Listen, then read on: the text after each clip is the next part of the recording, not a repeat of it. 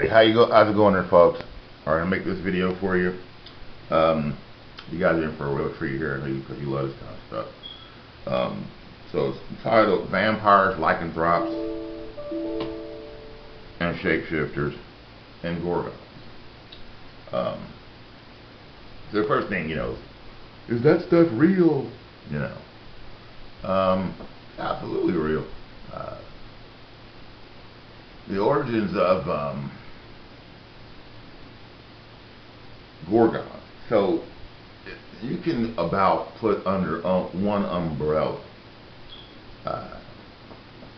two types of shapeshifters in the world. There's the shapeshifters that they can't help it. They have to shapeshift, and they shapeshift according to cyclic activity. And so they have times where also they can shapeshift according to external environmental stimuli, and so we understand that as oh, it was a full moon. Now it's not quite as cut and dry as it appears to be. So we believe that when the full moon comes, the werewolf's going to shapeshift, and a person's going to shapeshift, they're going to become a werewolf. That's sort of kind of true, but it more or less has to do with their a combination of feeding and their ritual times, and so they can also shapeshift without the fact of it being, a full moon.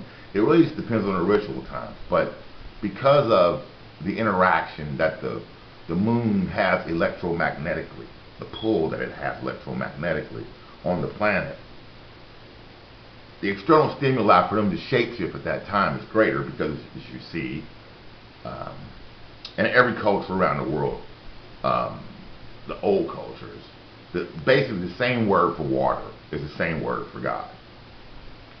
So you see how the moon affects the tides. And so if the word for God and also the word for water can be the same word for spirit. So as you see a little tug on, there's subtle bodies. So it's a subtle body. Subtle body is, so we have a three-dimensional body. And then there's, for instance, a astral body. You've heard of the astral plane. But the astral body,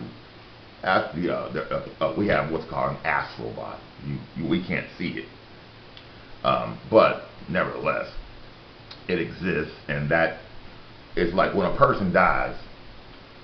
What we do is really pathetic, right? We bury our dead. So we pollute our environment by burying the dead. And in the ancient world, they saw that as an abomination, for just because of environmental reasons, and then too because in the ancient world they wanted the subtle bodies to dissipate, and fire is an interdimensional element. So they would cremate the bodies, and that would allow their subtle bodies to dissipate and disconnect from the physical body faster. And that way you don't get ghosts all over the place. That's why people always say they see ghosts in the fog, in a cemetery. And it's true. I mean, it's not anything that can do anything to you or anything. I mean, it's just harmless, but they can haunt you and scare you or whatever, but they really can't do anything to you. Okay? But when you don't burn the body when it dies, then the subtle bodies take a longer time to disconnect from the physical body and to go on about wherever they're going to go to their different dimensional planes. So you've got, like, for instance, you've got, just to give you a few examples, you've got the physical body, the astral body, the mental body, and the spiritual body. Okay?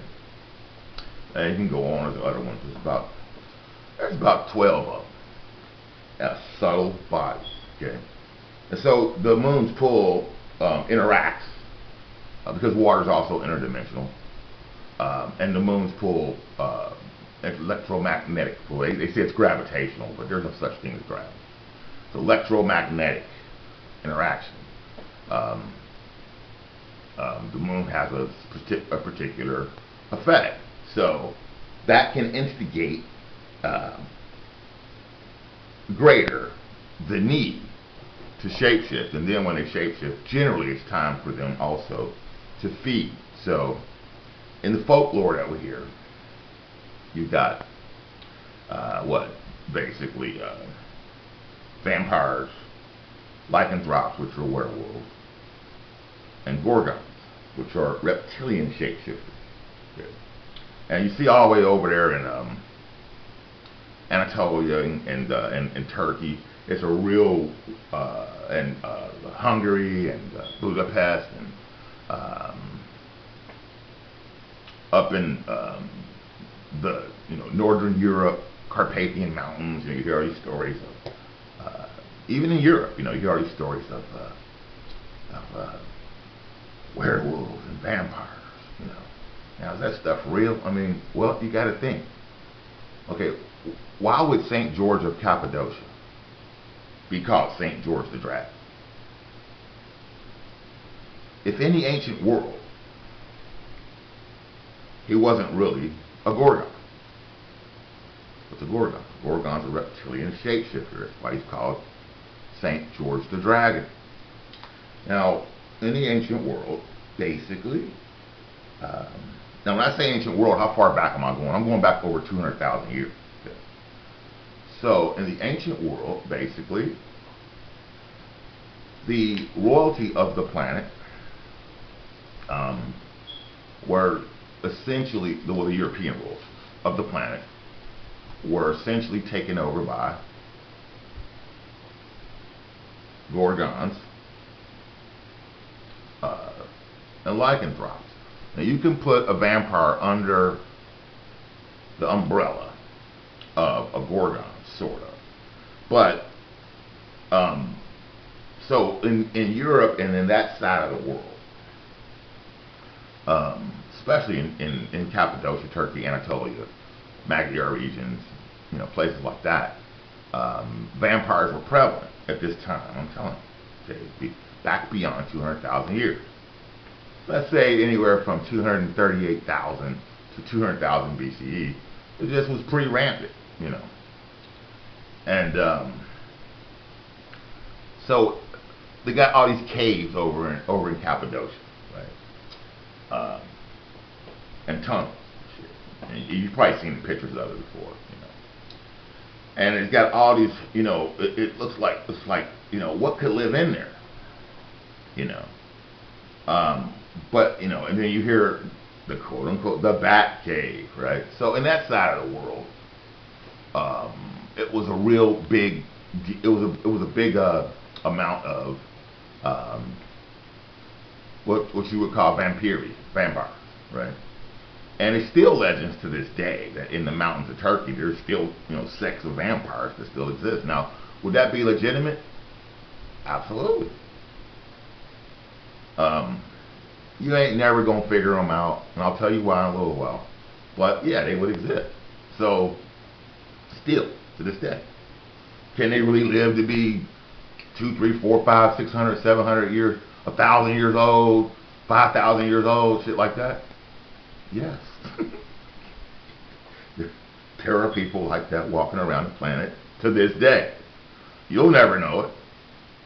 Okay? So, believe me, you'll never figure them out. Okay? Because they're just too old, and they've just been around too long, and they're just that much smarter than you because they've been alive that long. Okay?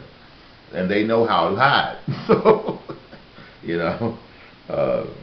and they're predators. They are predatory. Yes, absolutely. Now, they might not be predatory. It's a lot to it, but you have nothing to worry about. Nothing.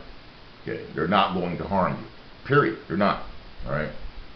So, in the ancient world, what happened is that the royalty of the planet basically got taken over by. So this is between 238 and 240,000 BC. 238 and into 200,000 BCE. The royalty of the planet was basically what later on became the European royalty of the planet basically got taken over by shapeshifters. Okay, so you got two types of shapeshifters. You got the one type of shapeshifter. They just have to shapeshift. They can't help it. They'll shapeshift according to a cycle. It's just going to happen. So that's an advantage because they have all this sudden animal power and just raw intelligence that you don't have. So that's it. They can be looked at as an advantage, but it can also be looked at as a disadvantage because they have to shapeshift. They have to. Okay. They can't just turn it on and off. That shit, they have to do it. And what happens is, with a lot of them, this is back then, okay? Now, they got this shit under control now. But that was back then, is that under a situation of dynamic tension, their animal nature would take over. That's the problem. What's that mean? Give you an example. Like, I don't know, you ever play with a Lhasa Apso dog or like a Patterdale Terrier or like a Pit Bull or whatever, and you shake it a little too much, and then it just turns the corner and it loses its mind, and it's no longer, it's now, it's just basically a wild animal. That's a condition of dynamic tension. Okay, and now that animal nature in that particular animal has taken over, and it's no longer a domestic pet. That you just turn the motherfucker into a wild animal by playing with it too hard, and it can't help it. This is the way that the European shapeshifters were. Now they have to shapeshift. So this is the difference between what I'm about to tell you. All right. So you got vampires, which basically, so that's a rat, a bat, rat and a bat, as well as, believe it or not, some insects. Okay. So you look at those caves over in Cappadocia. Now you start looking at them, look at how it's got all these little holes, and all this kind of stuff like that. Now imagine a gigantic flying bat, which is a humanoid,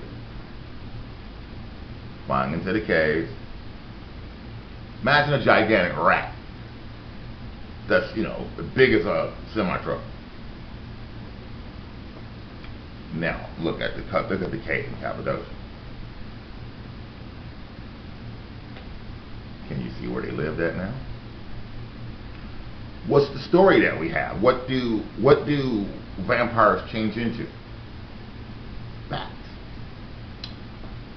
When you read Bram Stoker's Dracula, and Dracula is going from the Carpathians over to England to get with Jonathan Harker about this real estate that he bought,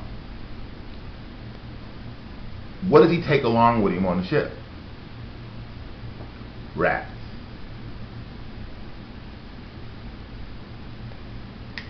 If during the plague of Europe, the Great Plague, the one that just killed, you know, half the Europeans and shit like that, what did they trace the source of the plague to? The Nile River rat. What did all the people who lived, what were they able to determine? What royal person were they able to trace all those European people's bloodline to? Akhenaten. What was Akhenaten? Akhenaten was a king, royalty, a royal Egyptian king, a pharaoh. So you see any associations here? So European royalty was taken over by shapeshifters who were subject to change to morphogenics by environmental proxy, but more so just by the fact that cyclically they have to shapeshift. That's the way they feed. They have to consume a human to maintain the appearance of being a human. So when they morph, when they shapeshift, the only way that they can go back to being, looking like a human like us, is to eat a human. Big problem. Huge problem. Now, you've seen in Egypt, you've seen this picture. So you got this thing called, they call it the Dendera light bulb, right? They're trying to say that it's a source of light that Egypt had. And Dendera is also famous for the Dendera zodiac. Dendera, D-E-N-D-E-R-A, Dendera. Okay. It's in Abydos, right? What's Abydos also famous for? You know, the big stellar relief of, you know, pictures of a submarine, looks like a helicopter, flying craft, and a plane, and a rocket, right there up on, you know, up on the wall. So it's telling you what the ancient world was really like. So, quick note, basically, the Earth is 6 billion years old. And every time, and the Earth is not a place you want to stay, because we made the Earth into a prison. Who was us? The Toltecs. Okay, because it's our planet. Zapotec planet. Zapotecs are Toltecs, Olmecs, and Aztecs. Okay, it's our planet. We colonized it. We set up the atmosphere grid. You're not ever going to take over our planet, and we're not ever going to let you. And you're never going to be smart as we are. Ever. Okay? Get that shit up. The reason why we did that is because, why we set the Earth up as a prison, is because the inhabitants of this planet became infected. Infected with what? Infected with de-evolution. The de-evolutionary pattern of being associated to the animal kingdom. And that is what I'm explaining to you now. So, the incarnational pattern on this planet, the only way you can get off this planet is to live a life so free of negative karma that when you die, your soul is light enough, so that's enlightened, see, your soul is light enough to escape the gravitational pull. What do you call it, gravitational? It's really the electromagnetic pull, or the electromagnetic field, which is actually a prison around the Earth. Your soul has to be light enough to get past the electromagnetic pull that the moon has around the Earth. The moon is called a soul reader. Okay, so when it's 21 grams and it leaves your body and it's floating up and it tries to escape into the celestial realms, it can't, because the electromagnetic field is going to hold it in valence around the planet for 2,000 years until you're reincarnated. Earth's a prison. So if you don't want to be in prison, live a life where your thought, word, and deed are positive. I mean, your thought, word, and deed are the same, moving towards positive, rooted in love. And then you'll become enlightened, and you'll be able to graduate the planet and go to quote-unquote heaven. That's the formula. Buying your way into, you can't buy your way into heaven by giving money to the, you know, to the Catholic Church. You can't buy your way into heaven. You can't do a life of negative shit all your life, and then and think that you're going to, at the, when you get to be 70, oh, I'm gonna do a few good things and I'm gonna get out of here, I'll go to heaven. No, you won't. You have to live a deliberate life, good, hard, clean, deliberate life, and you have to enlighten yourself. That's mental development and soul development. Soul development is simply living a life free of negative karma. Okay, that's really what the spirit means. All right. So those type of shapeshifters, for instance. Now, to their credit, okay, so they were taken over by European royalty, was taken over by shapeshifters at that time. Now, so what they typically would do, like I'm telling you, is they're during their time when they had to shapeshift. Most of the time, you could go ahead and probably say it was the moon that affected their energy field enough that it made them shapeshift. Okay, so see, they're not really in control of it, see. They're a slave to it. They're a slave to their animal passion. So they're never going to get off this planet. They trapped themselves on it. That's why we made the Earth a prison. Because what happens is every now and then mankind, humans, they get to a point of advanced technology. It don't even take them that long. It takes them most of the time about one click in the procession, a couple thousand years. Okay, they don't get to a point within that where they accelerate real fast. You know, they get to like how we got to the Industrial Revolution, and all of a sudden here we are, Elon Musk about to hook our brains up to computers in the air, via Wi-Fi, that kind of shit. Okay. So they get to that point, and then they get to the point where they can almost off planet in mass, as well as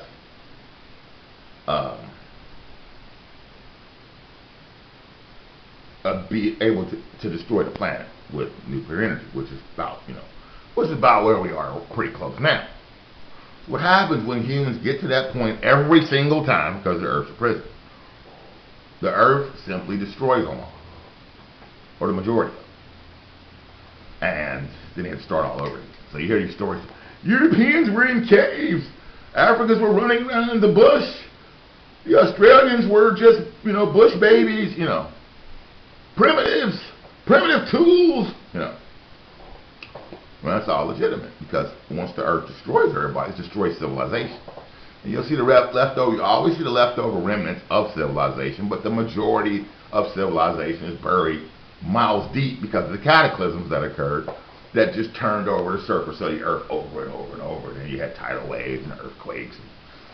And, scientists proved that, some mountain ranges are not, they occurred all at once. They didn't just form over millions and millions of years. They occurred just out the clear blue at once.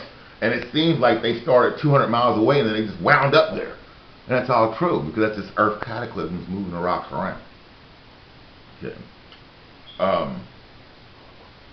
So what happened is that this is a huge problem.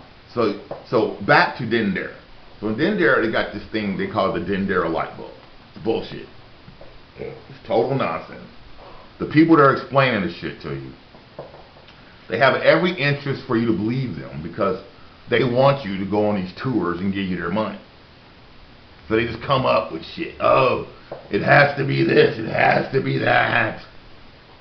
And that Dendera light bulb ain't no goddamn Dendera light bulb. What it is Kemet, which is ancient Egypt at this time, back in this time, was a place that was created as a giant hospital, university, to cure the human race. And human means animal monster. So to cure the human monsters of Gorgonism, association to the animal kingdom that leans towards reptilian lycanthropy and Gorgonism. So, you have people, in the ancient world, you have people that, they would have to shapeshift into a part tiger, a part lion, a part bird, blah, blah, blah. So Kemet, Egypt, it's called Kemet back then, was created as a large hospital, university society, to cure the human race of that shit. So the human race is actually an accurate word, human, which means animal monster hue, animal monster color. Yeah. But the goal of Kemet was to make the person enlightened so they can graduate the earth plane, and you know that from the quote-unquote Mott and the weighing of the heart ceremony. Are you enlightened? And if you are, and you're light enough, may your heart be light. Save a shining star upon his highest bough. Yeah, that's just an old song. That song's thousands of years old. It's just telling you, you have to have two types of things to be enlightened. You have to develop your mind, and you have to exercise a positive life rooted in love. So that's why the heart is so important, because what's the path with heart? People say, oh, a path that has heart. That's about right. Because the path have heart. Okay, not the heart path and all that bullshit. It's just that literal. It's just, does a path have heart? Does you lead a heart clean life? Move towards what's positive, rooted in love. Do you live a life free of negative karma? Basically, you can do that by when you meet other people in their interaction. Get to the point where you think, how do I leave this person better off? Not according to what your values are, but from in an objective sense. And sometimes you can't leave them better off, just leave them the fuck alone. But if you can leave them better off, and the path has heart, how would you do that? See? That's why you develop your mind also. See?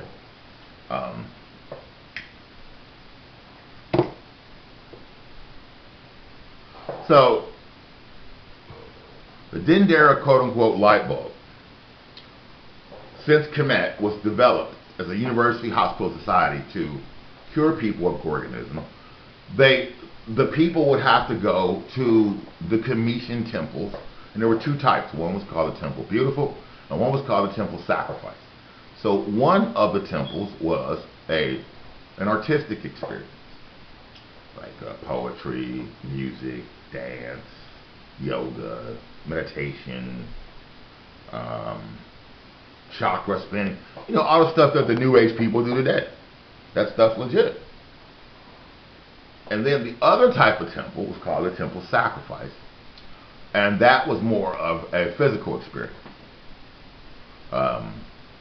where a more scientific physical experience, where you literally would get into devices that would cure your physical body of its attachments to the lower animal kingdom, which is a de-evolutionary pattern. That's why we made the Earth a planet. You ain't getting off this motherfucker until you fix that shit.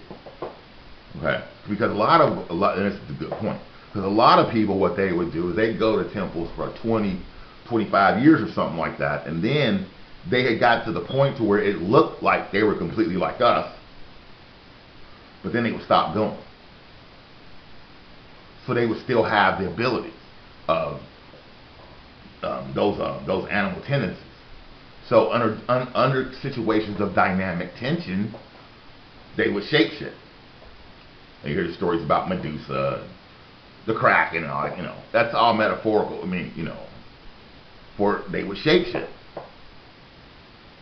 And then when they did that, the animal nature would take over, and then they would feed on humans. That's why you have the allegory of Set and Horus as the light. So Horus is the light. Set is the darkness. Set's terrible. It's Satan.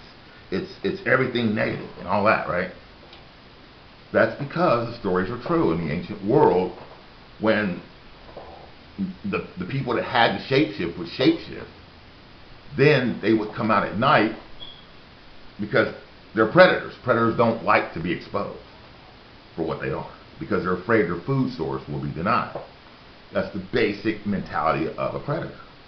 And so they would come out. They'd be in secret because they were already hiding what they really were, because they quit going to the temples. They still had shape. They just they weren't walking around as half man, half tiger or whatever, but they would shapeshift into it when some external stimuli dictated. And then they would hunt humans down. They would hunt the ones down who weren't like them, who were just like us. And then they would capture them. They would eat them. They would start doing rituals with them, because the word evil is if you take the word evil and you flip it, it's live. So you got the ones who live, and then you got the ones who are evil. The ones who are evil are the ones that are going to shapeshift because they have to, and they're de-evolved because they're associated to the animal kingdom. So that's where the association of evil came from. Evil. They're the opposite. They're inverted. Okay? They're not supposed to be like that. There's a reason why they became like that. But anyway, so stand there a light bulb. It ain't no fucking light bulb. Okay? It's about what I'm about to tell you. Now, you know how when you go to the courthouse or you go to some building here and you walk through a scanner, and that scanner can tell, like go to airport, yeah, airport security is perfect thing. So you go through the airport security, stand in there, and they put you in that CAT scan machine basically, and it scans you, makes take your keys out of your pockets, take your belt buckle off, take your shoes off, blah blah blah blah. That's exactly what the quote unquote Dendera light bulb is. Okay. That's why it's got an image of a snake in it. Okay. Because what it's looking for, because the most predatory ones, the ones that were the worst ones, were what were termed Gorgons. And Gorgons could have different characteristics where they could shapeshift into a reptilian, they could shapeshift into a vampire or lycanthrope, and just and even combinations of that shit, just nasty shit. Just you have no idea. These motherfuckers were fucked up and basically invincible and shit. And then they had that reptilian animal intelligence. That's why Nagas and reptiles are always associated with wisdom. Okay, these motherfuckers were smart as fuck, but they were evil. And they're way smarter than you. So what happened was this light bulb, this Dendera light bulb, it's not a light bulb, it's a scanning device. That's why it's got the serpent in it. It's designed to scan people that are coming into the temples in Kemet, Egypt, or the citizenry, designed to scan their auric field to see if they're affected with Gorgonism or not. Gorgonism's the main thing. If somebody was half cow and half like we are or whatever, so they had achieved like 75%. Mainly it's the 50-50s that shapeshift. Okay, so let's just say they were half cow, half us. Who gives a fuck? What the fuck's a cow gonna do to you? Nobody gives a goddamn shit. However, you hear these stories of the Minotaur. So, see, but that's also mixed with Gorgonism. It's hard to explain, but that's also mixed with Gorgonism. So they'd be predatory also. But you might have some of them that actually weren't even predatory. They would just shapeshift into a half cow, half like we are, then just go back to whatever they were and even fuck with anybody. But still, the shit's bullshit. So this scanning device would scan the auric field, the auric field, the energy field, to determine what level, if at all, first of all, there was any infection in the association to the lower animal kingdom, and if it is, what was it? Because you had to know this shit, because at a certain point, these motherfuckers were going to shapeshift and start eating you and shit. It's not like, it's a perfect metaphor. It's not if a poisonous snake is going to bite you. It's just when. Okay, that's a metaphor, but that's the perfect metaphor for what I'm telling you. So that device was developed during Atlantean times. This is during Atlantean times. To figure out who was infected, primarily with Gorgonism. So what happened is that they stopped coming to Kemet. Okay. And they just wanted to go up there in the northern European hills and the hills of the Caucasus and just stay up there and be predatory. And when they shapeshift, come down out the hills. And just like in France and Europe, you've got these stories of out on the English moors, werewolf stories on the Spanish in the Spanish moors, werewolf stories in the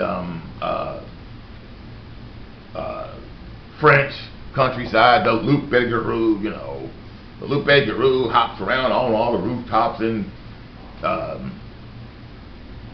Paris, and that's all rooted in legitimate story. And so, so what happened was they that's just a problem. Because you don't want these motherfuckers to snatch your child one day when they shapeshift, and all of a sudden you living a regular life and you got your child, and all of a sudden the next day the child is gone and shit. And then you find out it was caught by the loup-garoos and they ate it and shit. So what happened was in Kemet, they started developing hybrids that were half shapeshifters and half like us. And they would develop what's called a 60-40. Okay, so the 60-40 doesn't shapeshift, but he's so much of a Gorgon that he can that person has the ability to detect it from just their senses that person is infected with Gorgonism. And then since he's almost just like them, he knows everything they're going to do, just as smart as they are. He knows everything they're going to do. And then he was trained to kill them. So that's the metaphor, the story we get about Van Helsing, a vampire hunter, a Gorgon hunter, really. And so those people became so adept at hunting down the shapeshifters and killing them until the shapeshifters they had to make a truce with these because they were going to wipe them out. And all forms of life are sacred. So they were like, look, we found a way we got some shit we developed that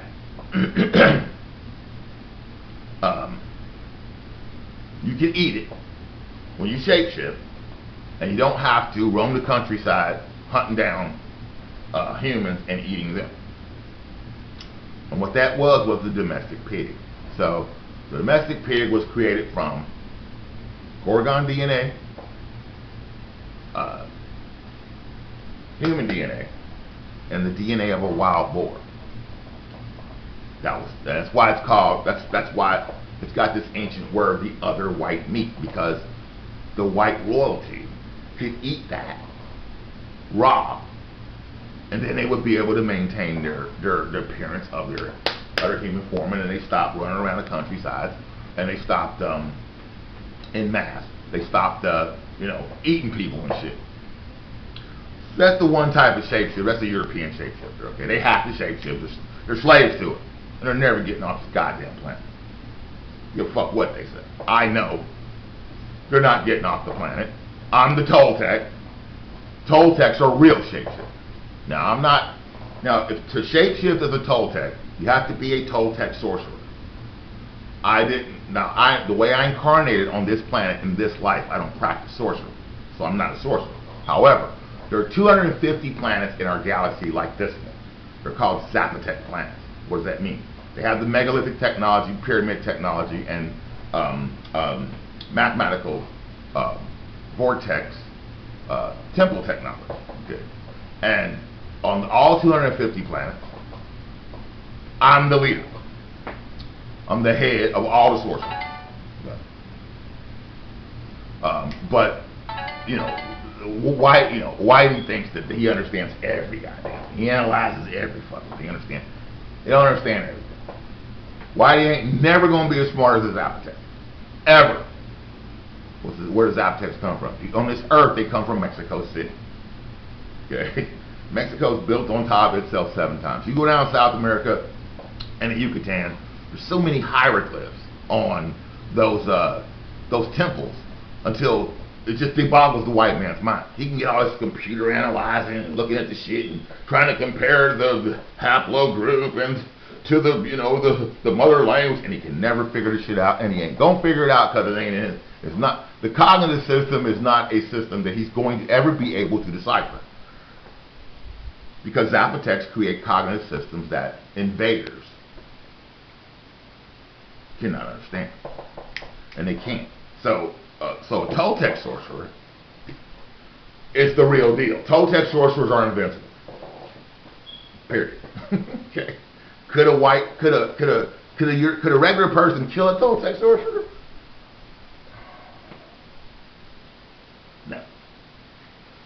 they can make you think you killed them. No, you couldn't kill them. But they, they'll say that you can kill them and shit. You can't. So it's a long story. You can never do it. Okay. Could a Toltec sorcerer kill a Toltec sorcerer? Kill him? No. But they could do some shit like they can incapacitate them, or they can imprison them for 2,000 years or something into something or whatever, like that allegorical situation where Merlin in the movie Excalibur was imprisoned by Morgana, in his cave. That's a metaphorical. That's two sorcerers fighting each other is some shit. Okay, that's a really good metaphorical explanation for that shit. But Merlin was really a druid, so which makes Merlin a Toltec sorcerer, because the Toltecs trained the druids, and the connection to that is the Paracas, and the Paracas, those red-haired titans. And red-haired people are not really white because of the melanin content. Okay, so, but that's a whole nother story, and that's why white people always treat the red-haired people fucked up. They call them the red-headed stepchild, and shit like that, because those red-haired people, are always way more powerful spiritually and in sorcery techniques and magic than just the regular white people. I think they know every goddamn thing and don't know shit. Okay, they just run around analyzing everything, and everything's facts, everything's categories, everything's facts, everything's analysis, and they're really only inside. They're angry, perverted, and fragmented, because facts do that to you. Okay. So, and that's also what will be the downfall of this situation, of this civilization, will be the facts, categories, definitions, analysis, And we already know all that, because we made sure that's what's going to happen. The Zapotec planet. You don't train a trainer, and I'm the trainer. Okay. Illuminati's wasn't looking for me. They're thinking, it's going to be some big bombastic shit. I just incarnated regular. I just incarnated natural. And then when I incarnated, and I told my mother this when I could first talk, I told my mother this. She'll tell you. One of the first things I ever said to her was, I'm the leader of the Golden Race. How the fuck does a 1.5-year-old child know he's the leader of the Golden Race if he ain't the leader of the Golden Race?